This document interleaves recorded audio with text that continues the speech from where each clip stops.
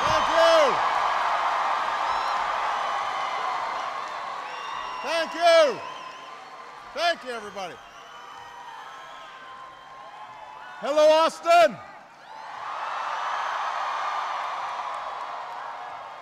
Hello, Longhorns.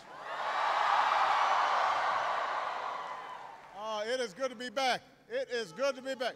I love you back. I love Austin.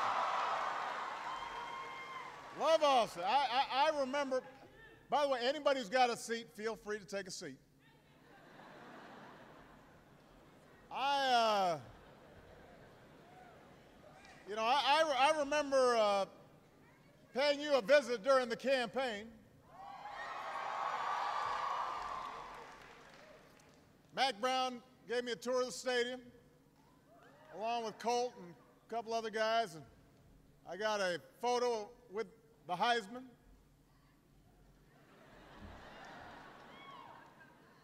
I rubbed the locker room's Longhorns for good luck.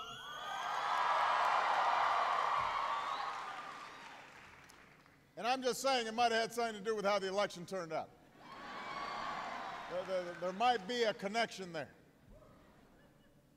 I also remember the first time that I came to Austin on the campaign.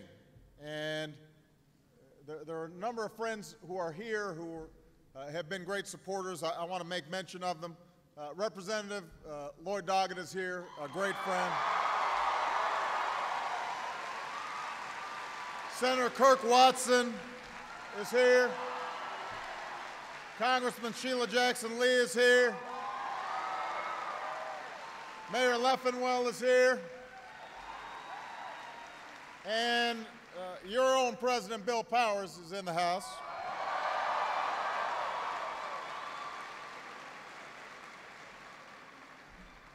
But this is back in 2007, February 2007. It was just 2 weeks after I had announced my candidacy. I know it's hard to believe, but it's true. My hair was not gray back then.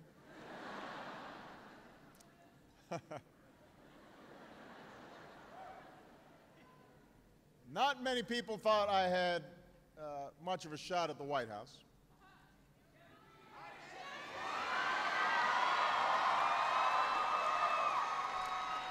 Let me put this. A lot of folks in Washington didn't think I had a shot at the White House. A lot of people couldn't pronounce my name. They were still calling me Alabama or Yo Mama. That was. So then I come to Austin. This is back in February of 2007, and it was a drizzly day, and that's usually tamps down turnout. But when I got to the rally over at Auditorium Shores, there was a crowd of over 20,000 people. 20,000 people. It's people of all ages and all races and all walks of life. And I said that day, all these people, they hadn't gathered just for me. You were there because you were hungry to see some fundamental change in America. Because you believed in an America where all of us, not just some of us, but all of us, no matter what we look like, no matter where we come from, all of us can reach for our dreams. All of us can make of our lives what we will. That we can determine our own destiny. And that's what we've been fighting for over the past 18 months. I said then that we'd end the Iraq War as swiftly and as responsibly as possible, and that is a promise that we are keeping. This month we will end combat operations in Iraq.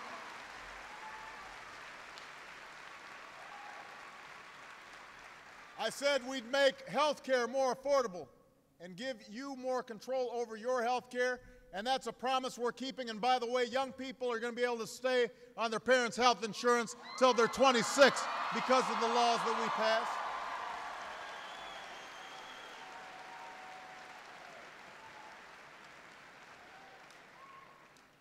I said we'd build an economy that can compete in the 21st century. Because the economy that we had even before the recession, even before the financial crisis, wasn't working for too many Americans. Too many Americans had seen their wages flatline, their incomes flatline. We were falling behind and unable to compete internationally. And I said we need an economy that puts Americans back to work. An economy that is built around three simple words: made in America, because we are not playing for second place. We are the United States of America, and like the Texas Longhorns, you play for first, we play for first.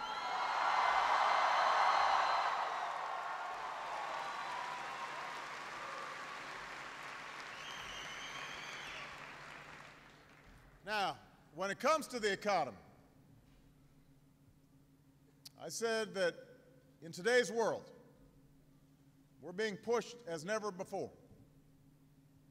From Beijing to Bangalore, from Seoul to Sao Paulo, new industries and innovations are flourishing. Our competition is growing fiercer. And while our ultimate success has and always will depend on the incredible industriousness of the American worker and the ingenuity of American businesses and the power of our free market system, we also know that as a nation, we've got to pull together and do some fundamental shifts in how we've been operating to make sure America remains number one. So that's why I've set some ambitious goals for this country. I've called for doubling our exports within the next 5 years so that we're not just buying from other countries. I want us to sell to other countries.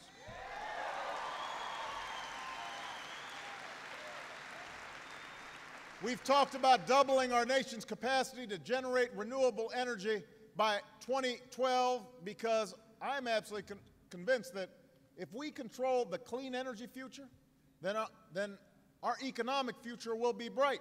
Building solar panels and wind turbines and biodiesel. And I want us to produce 8 million more college graduates by 2020 because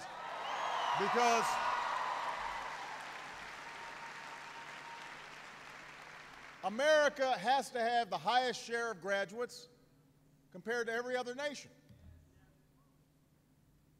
But Texas, I want you to know, we have been slipping. In a single generation, we've fallen from first place to 12th place in college graduation rates for young adults. Think about that. In one generation, we went from number 1 to number 12. Now, that's unacceptable, but it's not irreversible. We can retake the lead. If we're serious about making sure America's workers and America itself succeeds in the 21st century, the single most important step we can take is to make sure that every one of our young people, here in Austin, here in Texas, here in the United States of America, has the best education that the world has to offer. That's the number one thing we can do.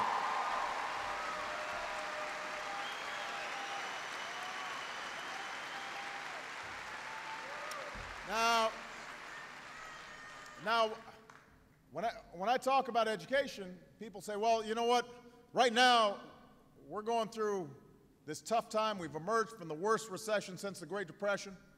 So, Mr. President, you should only focus on jobs, on economic issues.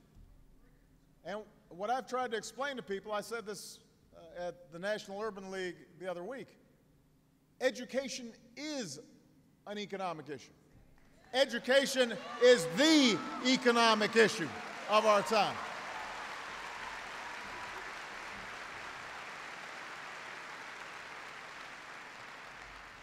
It's an economic issue when the unemployment rate for folks who've never gone to college is almost double what it is for those who have gone to college. Education is an economic issue when nearly 8 in 10 new jobs will require workforce training or a higher education by the end of this decade. Education is an economic issue when we know beyond a shadow of a doubt that countries that out-educate us today, they will out-compete us tomorrow. The single most important thing we can do is to make sure we've got a world-class education system for everybody. That is a prerequisite for prosperity. It is an obligation that we have for the next generation.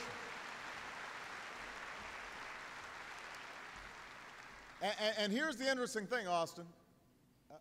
The fact is, we know what to do to offer our children the best education possible. We know what works. It's just we're not doing it. And so what I've said is, let's get busy. Let's get started. We can't wait another generation. We can't afford to let our young people waste their most formative years. That's why we need to set up an early learning fund to challenge our states and make sure our young people, our children, are entering kindergarten ready for success. That's something we got to do.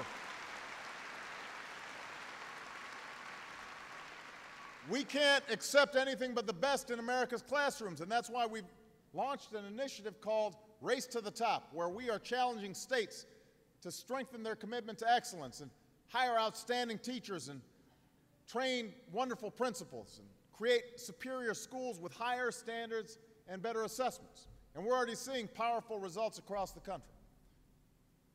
But we also know that in the coming decades, a high school diploma is not going to be enough. Folks need a college degree.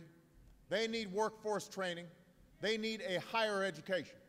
And so today I want to talk about the higher education strategy that we're pursuing, not only to lead the world once more in college graduation rates, but to make sure our graduates are ready for a career, ready to meet the challenges of a 21st century economy. Now, part one of our strategy is to make college more affordable. I suspect that that's something you're all interested in.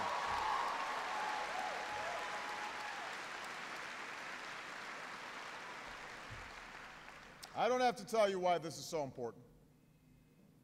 Many of you are living each day with worries about how you're going to pay off your student loans.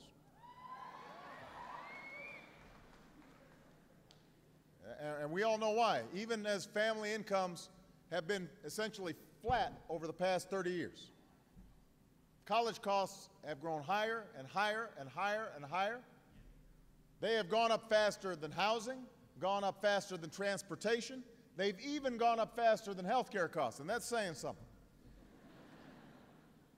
So it's no wonder that the amount student borrowers owe has risen almost 25% just over the last 5 years. Think about that. Just in the last 5 years, the debt of students has gone up 25%. And this isn't some abstract policy for me. I understand this personally because Michelle and I, we had big loans to pay off when we graduated. I remember what that felt like, especially early in your career where you don't make much money and you're sending all those checks to all those companies. And that's why I'm absolutely committed to making sure that here in America, nobody is denied a college education. Nobody is denied a chance to pursue their dreams. Nobody's denied a chance to make the most of their lives just because they can't afford it. We are a better country than that. And we need to act like we're a better country than that.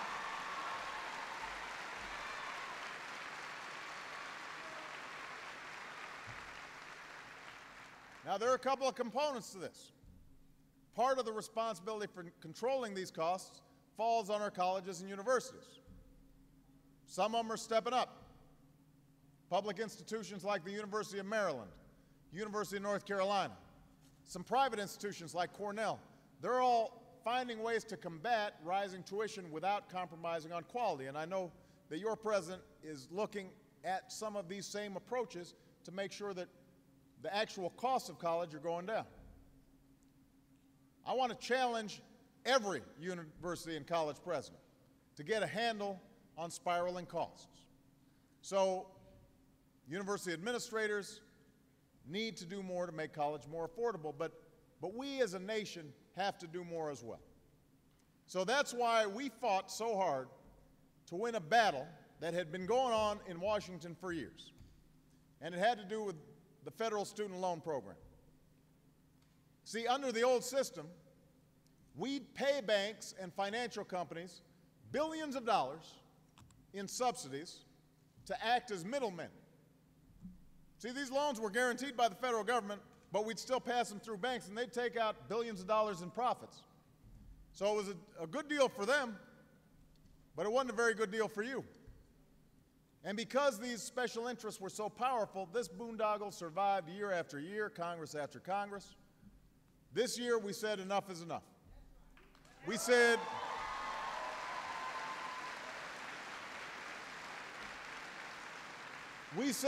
we could not afford to continue subsidizing special interests to the tunes of billions of dollars a year at the expense of taxpayers and of students. So we went to battle against the lobbyists and a minority party that was united in their support of this outrageous status quo. In Texas, I am here to report that we won. We won. So, as a result, instead of handing over $60 billion in subsidies to big banks and financial institutions over the next decade, we're redirecting that money to you to make college more affordable for nearly 8 million students and families across this country. 8 million students will get more help from financial aid because of these changes.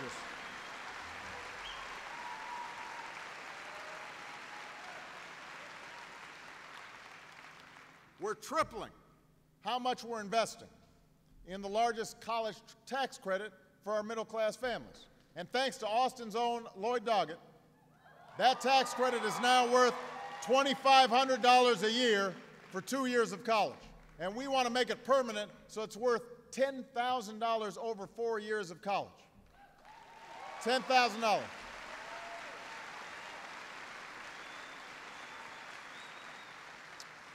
And because the value of Pell Grants has fallen as the cost of college keeps going up, the cap on how much Pell Grants are worth,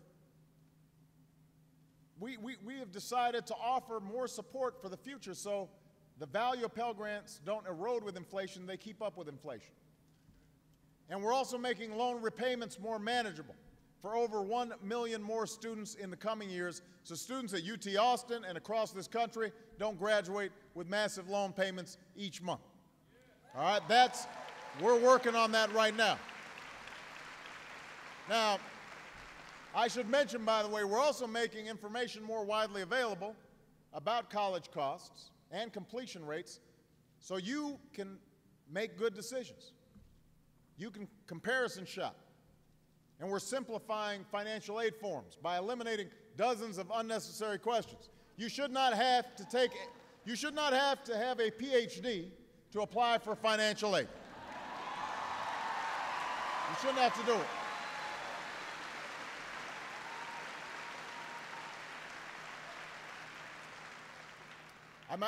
I want a bunch of you to get PhDs.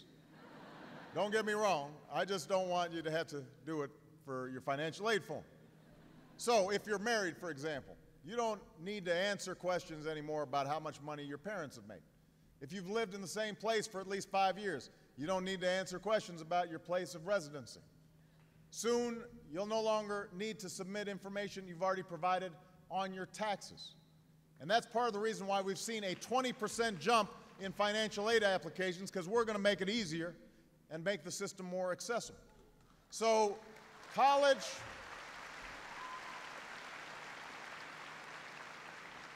affordability is the first part of the strategy that we're pursuing.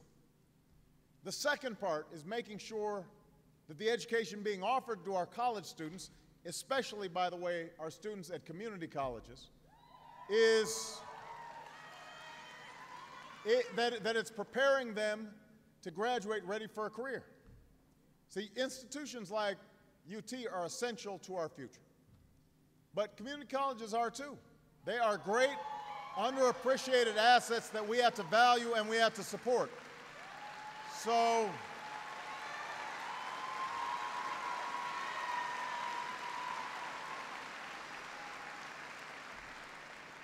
that's why we're upgrading our community colleges by tying the skills taught in our classrooms to the needs of local businesses in the growth sectors of our economy. And we're giving companies an assurance that the workers they hire will be up to the job. We're giving students the best chance to succeed. We're also that way giving America the best chance to thrive and to prosper. And that's why we're also reinvesting in our HBCUs and Hispanic serving institutions.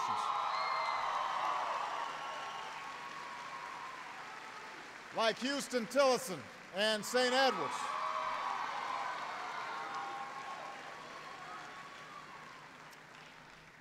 The third part of our strategy is making sure every student completes their course of studies.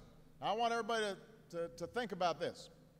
Over a third of America's college students and over half of our minority students don't earn a degree, even after 6 years.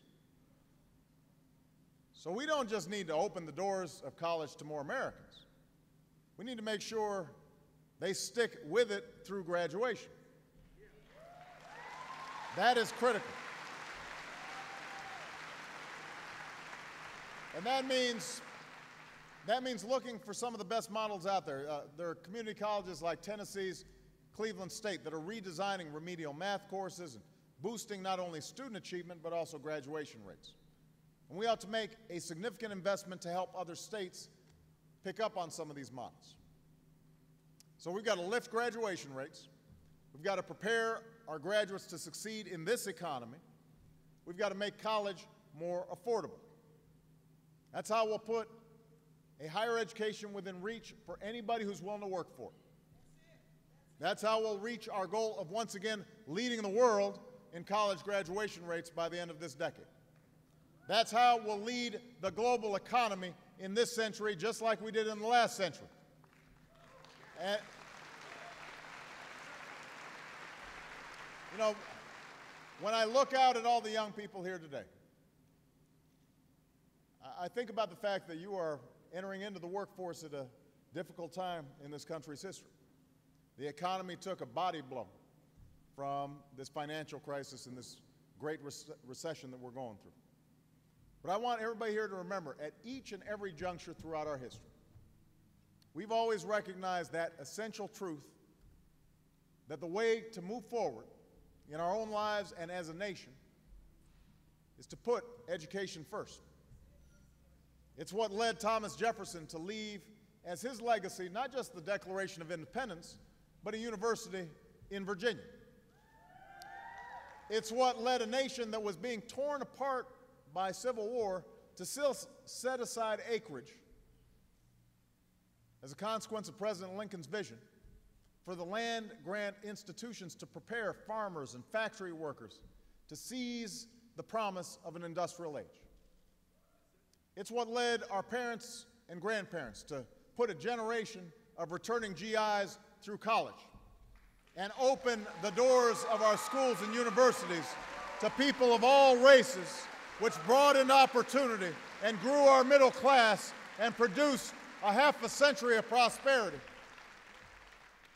And that recognition that here in this great country of ours, education and opportunity, they always go hand in hand. That's what led the first president of the University of Texas to say, as he dedicated the cornerstone of the original main building, "Smite the rocks with the rod of knowledge, and fountains of unstinted wealth will gush forth." That's the promise at the heart of UT Austin. But that is also the promise at the heart of our colleges and of our universities, and it is the promise at the heart of our country, the promise of a better life, the promise that our children will climb higher than we did. That promise is why so many of you are seeking a college degree in the first place. That's why your families scrimped and saved to pay for your education. And I know that as we make our way through this economic storm, some of you may be worried about what your college degree will be worth when you graduate and how you're going to fare in this economy and what the future holds. But I want you to know, when I look out at you, when I look into the faces of America's young men and women, I see America's future. And it reaffirms my sense of hope. It reaffirms my sense of possibility. It reaffirms my belief that we will emerge from this storm and we will find brighter days ahead, because I am absolutely confident that if you keep pouring yourselves into your own education, and if we as a nation offer our children the best education possible from cradle through career, not only will America workers compete and succeed, America will compete and succeed. And we will complete this improbable journey that so many of you took up over 3 years ago. And we're going to build an America where each of us, no matter what we look like or where we come from, can reach for our dreams and make of our lives what we will. Thank you, Austin. Thank you, Texas. God bless you. And God bless the United States of America. Thank you. Good luck to the team.